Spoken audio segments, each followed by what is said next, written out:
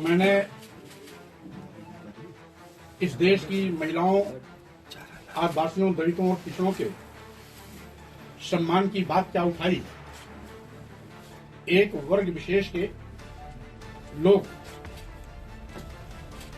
मेरे पीछे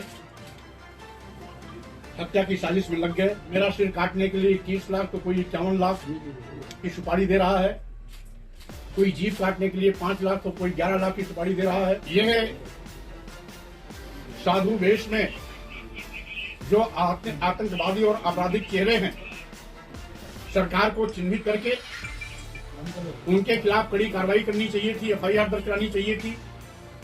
स्वतः संज्ञान लेते हुए ऐसे बयान देने वालों को, जिन्होंने सार्वजनिक बयान दिया, इलेक्ट्रॉनिक प्रिंट मीडिया के सामने बयान दिया, बयान देते हुए उनकी फोटो भी है, और उसके बावजूद सरकार के कान पर जूं नहीं रेंग रही है।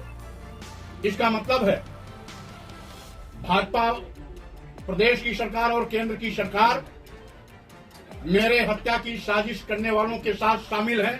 समाजवादी पार्टी के कद्दावर नेता और एमएलसी स्वामी प्रसाद मौर्य ने भारतीय जनता पार्टी सरकार पर बड़ा और सनसनीखेज आरोप लगाया है। मौर्य ने लखनऊ के होटल में अपने ऊपर हुए हमले को लेकर सरकार पर निशाना साधा। उन्होंने कहा कि बीजेपी सरकार मेरी हत्या कराना चाहती है। मौर्य ने कहा कि मेरा सिर कलम करने पर इनाम रखा गया है, लगातार धमकी दी गई है और अब हमला भी हो रहा है। ये सब मिलीभगत से हो रहा है।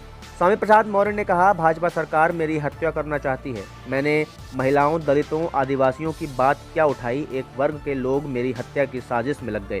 कोई मेरा सिर काटने के लिए 21 लाख तो कोई 51 लाख की सुपारी रख रहा है, कोई जीभ, कोई हाथ काटने की बात कर रहा है। ये साधु रूप में जो आतंकवादी और अपराधी तत्व हैं, उनके खिलाफ सरकार को बड़ी कार्रवाई करनी चाहिए।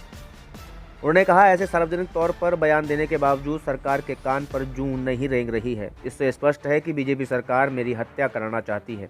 इसी वजह से ऐसे धमकी देने वालों के खिलाफ भी सरकार किसी प्रकार की कार्रवाई करने से कतरा रही है। उन्होंने कहा, मैंने अपनी सुरक्षा पत्र पीएम और राष्ट्रपति को भेज दिया है। इसके अलावा सीएम और प्रमुख सचिव को भेजा है।